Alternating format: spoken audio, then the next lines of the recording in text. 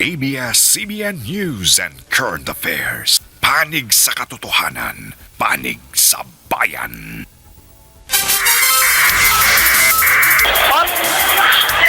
Di ka kaya! Grabe! Maraming tao doon sa loob!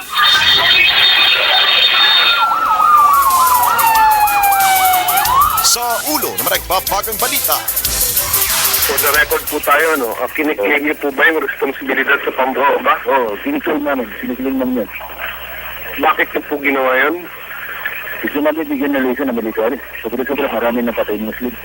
Nagpakilalang tagapagsalita ng Raha Sulaiman Movement na si Sheikh Omar. Eksklusibong nagpadala ng text message at tumawag sa ABS-CBN para akuin ang pagpapasabog sa Glorieta.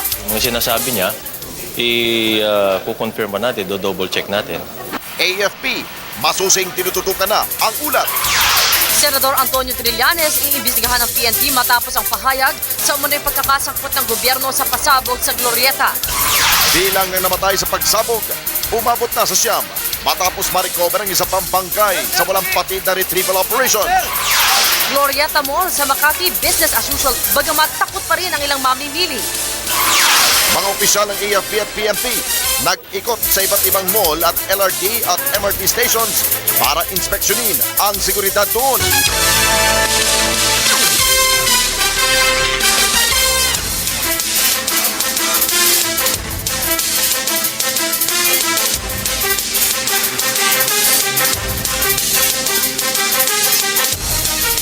Live mula sa ABS-CBN News Center, Manila. Ito ang TV Patrol Sabado.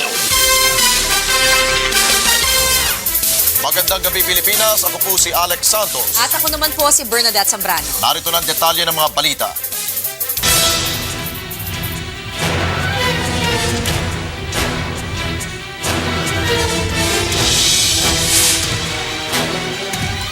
Isang araw matapos ang pagsabog sa Glorieta 2 sa Makati City kahapon, eksklusibong nag-text at tumawag pa sa ABS-CBN. Ang nagpakilalang tagapagsalita ng Raha Sulaiman Movement at sinabing sila ang nasa likod ng pagpapasabog.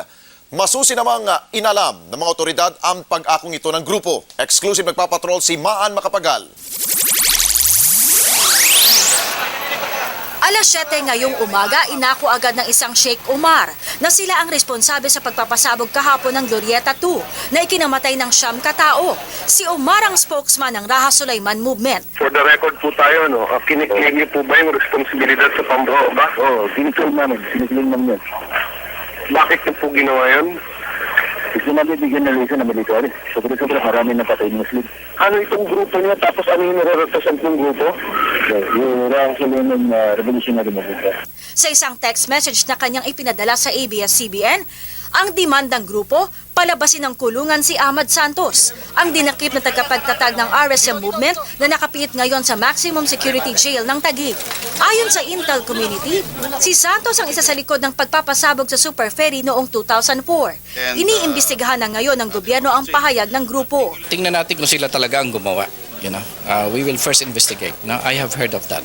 Do you think government will even give in to that, assuming na totoo yun? You're saying no? No, of course, there are things that are non-negotiable. Di umano'y nakipag-ugnayan din si Omar kay Vice President Noli de Castro para ilahad ang mga nais nilang mangyari. I-confirm ko muna bago natin sabihin na tama yung sinasabi niya o talaga siya. So siguro today nagtatawagan kami at sumasagot naman siya. Ayon sa otoridad, kung totoong RSM ang responsable sa pagpapasabog, hindi malayong sumalakay pa umano ang mga terorista dahil maaaring ginagamit daw nila ang pag-atake para humingi ng pondo sa mga international terrorist organization. Dahil sa pangambang ito, ura-ura dang nag-alok ng mga pabuya ang otoridad. 1 milyong piso mula sa Makati government at 2 milyong piso mula kay Pangulong Arroyo. Sa Intel Records, Ruben Omar Lavilla ang nakatalang pangalan ni Sheikh Omar. Isa siyang balik Islam o Muslim revert at inuturing na pundasyon ng Raha Sulaiman Movement.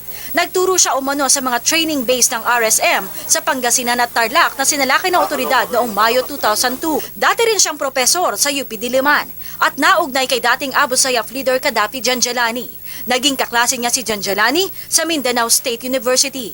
Bago ang sunod-sunod na pagsalakay ng otoridad sa kuta ng RSM sa Tarlac at Pangasinan, sinasabing nagpunta sila Villa sa Mindanao at tumanggap umano ng 10 milyong piso mula kay Janjalani para pondohan ng RSM.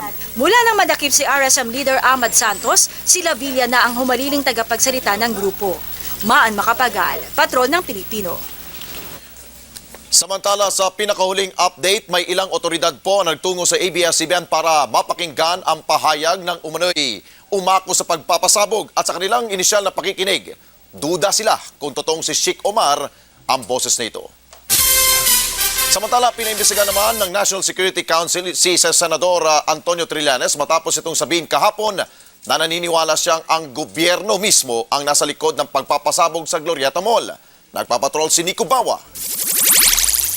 Sa pagpupulong ng National Security Council kanina umaga, inatasan nito ang PNP-CIDG na imbestigahan si Senador Antonio Trillanes. Ito'y kasunod ng pahayag ng Senador na sina National Security Advisor Norberto Gonzales at AFP Chief of Staff Hermogenes Esperon ang malamang na nasa likod ng pagsabog sa Glorieta Mall kahapon.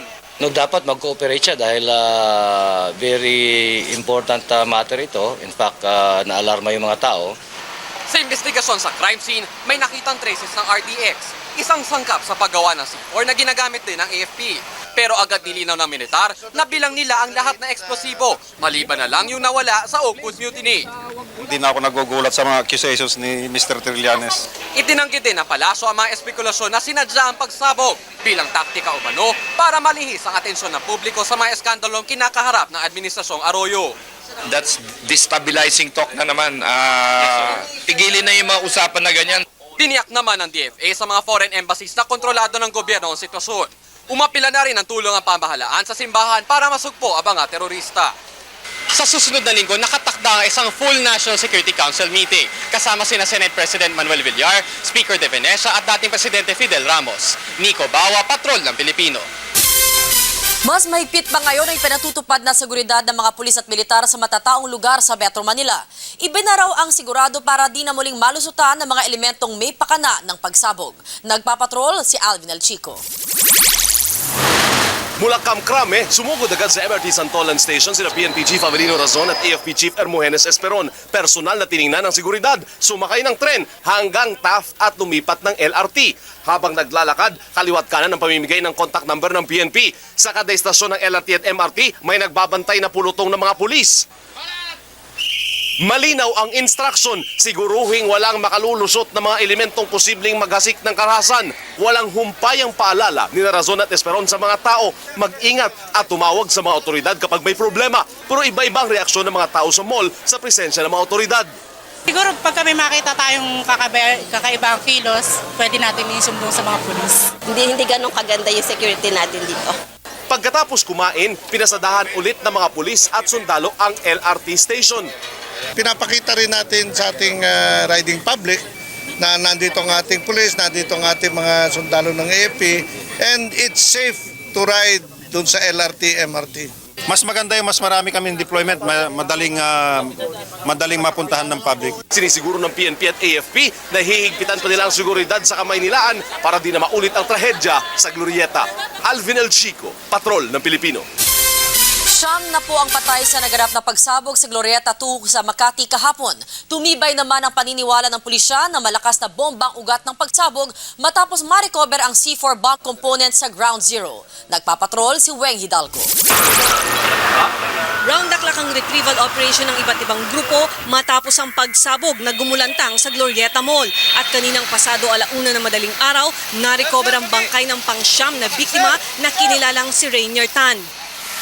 Mula sa espekulasyon na sumabog na LPG, ngayon mas matindi ang paniniwala ng otoridad na malakas na klase ng bomba ang sumabog. Ito'y matapos makakuha sa blast site ng ilang chemical components na RDX na sangkap ng C4 bomb. Earlier today, the screen color test proved positive in this testing of RDX. Pero ang mas malaking katanungan ngayon ay kung saan galing ang ginamit na bomba at kung paano ito naipasok sa Glorieta. Inaalam na din kung may pagkukulang o kapabayaan ng security ng mall. Nagkaroon ng tubig ang basement ng Glorieta 2 at hinihintay pa na mawala ito bago mapasok ng mga nag-iimbestiga at ng retrieval team para matiyak kung may bangkay pa dito o wala na. Weng Hidalgo, Patrol ng Pilipino. Mga naulila ng pagsabog sa Glorieta 2 humihiling ng katarungan. Glorieta Mall sa Makati, business as usual pa rin, bagamat takot pa rin ang ilang mamimili. At aktor na si Richard Gomez pinasasampahan ng tax evasion case ng DOJ sa pagbabalik ng TV Patrol Sabado.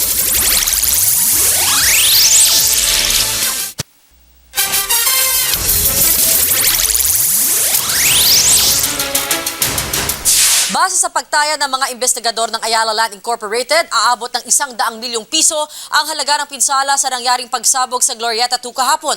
Pero sa kabila ng pangyayari, business as usual sa ilang bahagi ng Glorieta na hindi naapektuhan ng pagsabog. Nagpapatrol, Zen Hernandez. Karaniwan na ang ganitong eksena sa Glorieta Mall. Puno ng taong masayang namamasyal at namimili. Pero matapos ang malakas sa pagsabog na yumanig sa Glorieta 2 kahapon, ibang-iba ang pakiramdam sa paligid nito ngayon. Sarado ang maraming tindahan at mas kaunti ang mga mamimili. Kahit kasi tinakpan ang buong Glorieta 2 at di nakikita ng mga mamimili ang tinamong pinsala ng gusali, ramdam pa rin ng mga tao ang takot. Nakabahan pa rin, baka mangyari ulit. I'm a little leery. I'm kind of darting around a little bit, but yeah, you really got to be cautious. Kasabay ng paghihigpit ng seguridad, dinagdagan na ng halos 30 ang 120 security guards. Nagkalat na rin sila ng mga bomb-sniffing dogs at mga sundalo.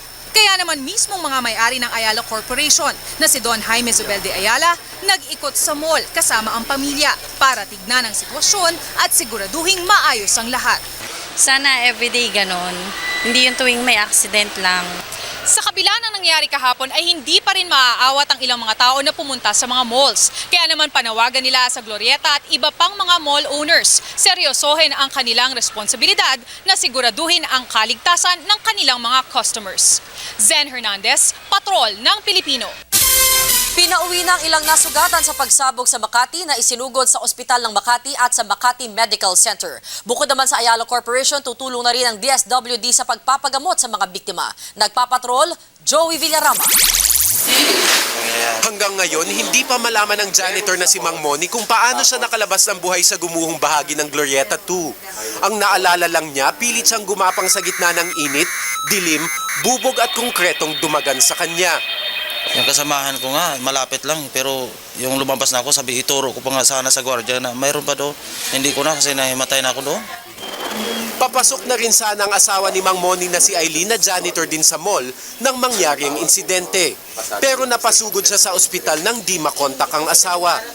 Umiyak talaga ako kasi akala ko, di ko alam kung ano nang nangyari. Kaya pagtingin ko sa kanya, talagang tingin ako ng tingin pati sa baba niya, baka mamaya napilayan ba o ano siya. Sa ngayon, si Mang Moni na lang ang nag-iisang pasyente na ginagamot pa sa ospital ng Makati. Pinauwi na kasi ang karamihan sa nagtamo ng minor injuries. Sa Makati Medical Center naman, 17 sa 78 isinugo doon ang nasa ospital pa rin. 3 dito'y malubhang kalagayan. Nangako naman ang Ayala Corporation at DSWD ng tulong sa pagpapagamot ng mga sugatan. Joey Villarama, Patrol ng Pilipino. Para naman sa mga naulila ng trahedya sa Glorieta Mall, katarungan pa rin ang kanilang hiling.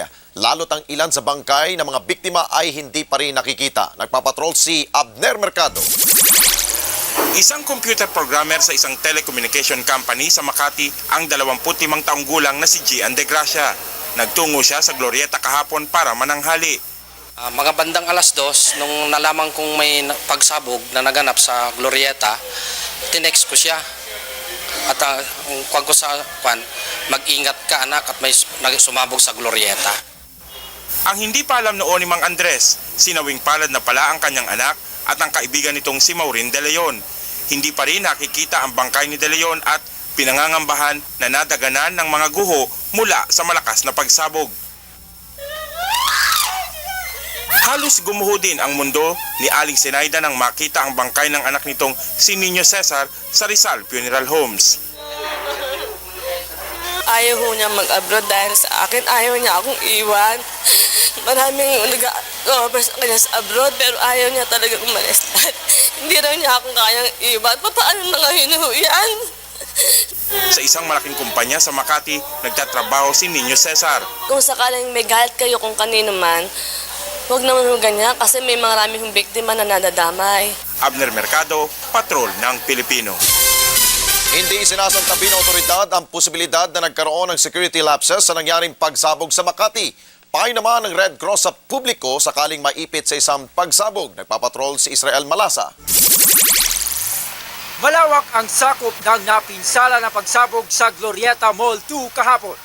Sa pagtaya ng mga otoridad, umabot sa 100 square meters ang radius ng mga naapektuhan. Sa ganitong sitwasyon, may payo ang mga eksperto para mailayo agad ang sarili sa mas matinding pinsala, di man tuluyang maiwasan ang panganib ng trahedya. Base sa preparedness guide ng Philippine National Red Cross, sakaling may pagsabog, unang dapat gawin ay dumapa o magkubli sa mga matitigas na bagay tulad ng mesa. Kung papasyal sa isang lugar, mahalagang alam ng bawat mamimili ang lahat ng mga lagusan palabas ng gusali. Sakaling magkaroon naman ng sunog sa pagsabog, takpan ang ilong at bibig ng dust mask o anumang damit at limitahan ang galaw para hindi makasingot ng alikabok at ilang nakalalasong kemikal. Sa panig naman ng seguridad sa mga mall, mas makakatulong ang paglalagay ng security camera sa mga gusali. Bagamat higit 200,000 piso ang gagasusin para sa 16 na security cameras at digital recorder para sa isang gusali, sulit naman daw ito. It should be in the perimeter, in their entrance point, in their exit points, and other areas. Management has something to say also on how security procedures are being done, especially when it involves lots of, costs. Sa ngayon, hindi pa malinaw kung nagkaroon ng kapabayaan sa panig ng security ng Glorieta, lalo't pangalawang pagkakataon na nagkaroon ng pagsabog sa mall na ito. We're doing our best to resolve this case as soon as possible. Israel Malasa, Patrol ng Pilipino. At yan po ang TV Patrol World. Hatid namin ng mga balitang kailangan yung malaman ngayong Sabado. Dahil kung nasaan pong balita, naroon kami. Maraming salamat at Pilipinas, umasenso ka.